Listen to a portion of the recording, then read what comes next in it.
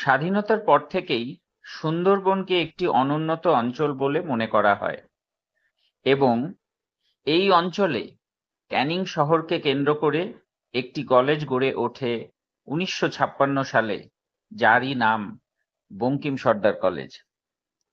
বঙ্কিম সর্দার college যখন প্রতিষ্ঠিত হয়, তার প্রাথমিক উদ্দেশ্য ছিল অনুন্নত পরিবারগুলিতে উচ্চ শিক্ষার আলো পৌঁছে দেওয়া।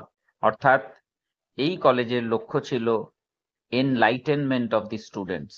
এরপরে এই কলেজ ক্রমান্বয়ে বিস্তারিত হয় এবং এই শতকে এসে এই কলেজে 11টি অনার্স কোর্স এবং বাংলা বিভাগে স্নাতকোত্তর পড়াশোনাও হয়।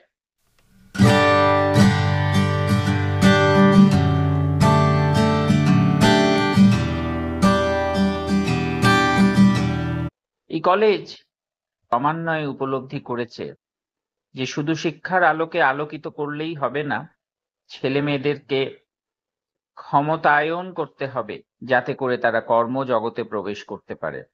ধন্যবাদ।